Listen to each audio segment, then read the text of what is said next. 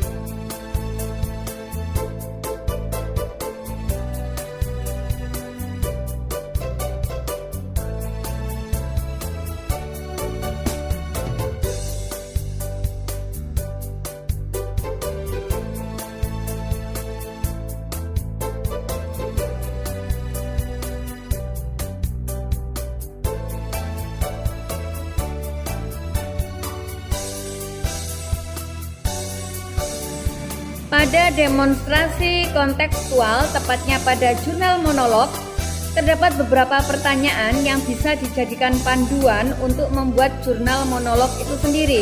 Pertanyaan pertama adalah bagaimana saya bisa mentransfer atau menerapkan ilmu yang saya dapatkan pada guru penggerak pada sekolah saya. Nah, sebagaimana diketahui bahwa program guru penggerak adalah suatu program yang telah digalakkan oleh Kementerian Pendidikan dan Kebudayaan Indonesia, di mana program ini merupakan program yang bertujuan untuk mengadakan transformasi pendidikan, yaitu pembelajaran yang berpihak pada murid. Nah, tentunya banyak sekali hal-hal yang baru, budaya-budaya positif baru yang saya dapatkan dan nantinya akan saya aplikasikan, saya terapkan pada sekolah saya. Langkah pertama saya adalah mulai dari diri saya sendiri. Saya akan bersikap untuk meningkatkan kedisiplinan diri sebagai seorang guru yang profesional. Seorang guru yang profesional tentunya harus memberikan teladan yang baik bagi peserta didiknya dan warga sekolah. Yang kedua adalah saya akan berkolaborasi intens dengan kepala sekolah selaku pemangku kebijakan dan atasan di sekolah. Di sini sangat mustahil apabila suatu keputusan itu tanpa kolaborasi dengan pimpinan, yang mana keputusan-keputusan itu menyangkut dilema etika yang di dalamnya terdapat paradigma dan prinsip-prinsip keputusan serta 9 langkah pengambilan keputusan dan pengujian keputusan. Langkah ketiga adalah saya berkolaborasi dengan teman sejawat saya, terutama dalam komunitas praktisi yang telah saya bentuk. Di dalam komunitas praktisi ini, kami saling berbagi pengalaman untuk melakukan pembelajaran yang berpusat pada peserta didik.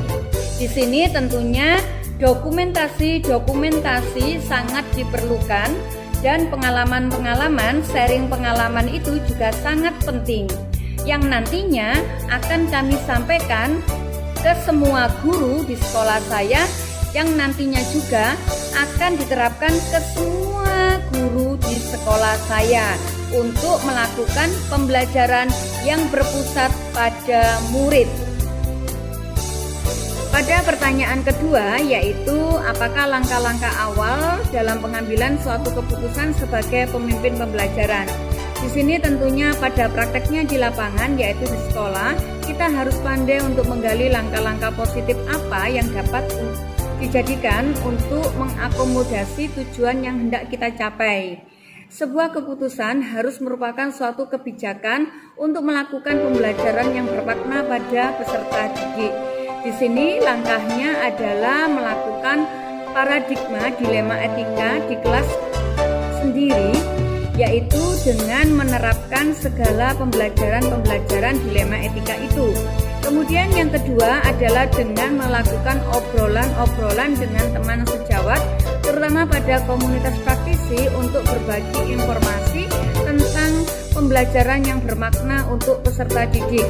Nah, di sini bisa dimasukkan sedikit demi sedikit ilmu-ilmu yang didapat pada pendidikan guru penggerak dalam pengambilan keputusan. Di antaranya adalah 4 paradigma dilema etika, kemudian 3 prinsip pengambilan keputusan, dan 9 langkah pengambilan keputusan dan pengujian keputusan.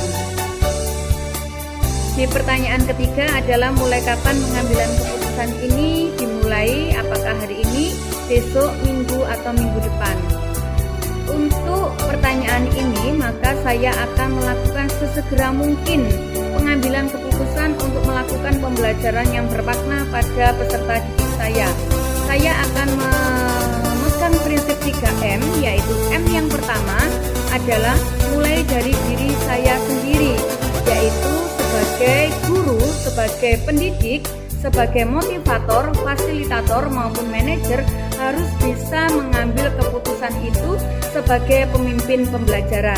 Yang kedua, M-nya adalah mulai dari sekarang. Sesegera mungkin selagi ada kesempatan yang berhubungan dengan masalah dilema etika, maka saya akan segera mengambil keputusan-keputusan itu sesuai dengan paradigma, prinsip-prinsip pengambilan keputusan, dan 9 langkah pengambilan keputusan. M yang terakhir adalah mulai dari yang terdekat. Terdekat di sini yaitu peserta didik saya, yaitu murid. Murid di sini harus mendapatkan pengambilan keputusan yang berguna untuk mendapatkan pembelajaran yang bermakna untuk mereka semua.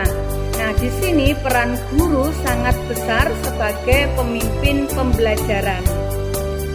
Di pertanyaan keempat adalah siapa yang akan menjadi pendamping dalam pengambilan keputusan, apakah keputusan itu sudah tepat dan efektif. Tentunya di sini melibatkan seluruh warga sekolah. Yang pertama adalah kepala sekolah selaku pemangku kebijakan, karena beliau mempunyai peranan penting dalam pengambilan keputusan. Yang kedua adalah rekan sejawat satu jenjang. Kebetulan di sini saya adalah guru kelas 6 yang terdapat 4 rombel. Di sini kami selalu sharing untuk menentukan apakah langkah-langkah yang telah saya ambil dan telah mereka ambil, teman-teman saya, rekan-rekan saya, sudah tepat dan efektif untuk memberikan pembelajaran yang bermakna pada murid. Kemudian yang ketiga adalah rekan sejawat yang berbeda jenjang. Tentunya di sini adalah seluruh guru di sekolahan, yaitu mereka semua harus ditularkan untuk mengambil sebuah keputusan sesuai dengan paradigma, prinsip, dan 9 langkah pengambilan keputusan.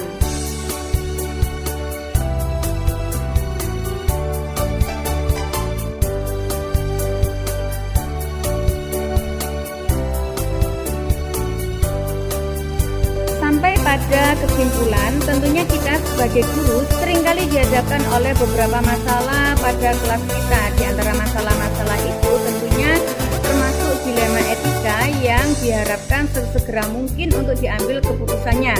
Untuk mengambil keputusannya terdapat beberapa paradigma yang bisa kita pegang. Di antara paradigma itu ada 4, yaitu paradigma individu lawan masyarakat, paradigma keadilan lawan kasihan, paradigma kebenaran lawan kesetiaan, kemudian paradigma jangka pendek lawan jangka panjang. Selain itu ada 3 prinsip yang harus kita pegang untuk pengambilan keputusan. Di antara keputusan atau prinsip-prinsip itu adalah yang pertama yaitu berpikir berbasis hasil akhir, kemudian berpikir berbasis peraturan, kemudian juga berpikir berbasis rasa peduli. Selain itu, 9 langkah pengambilan keputusan dan pengujian keputusan sangatlah penting diperhatikan bagi seorang guru sebagai pemimpin pembelajaran dalam pengambilan keputusan.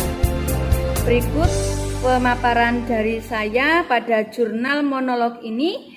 Terima kasih. Wassalamualaikum warahmatullahi wabarakatuh.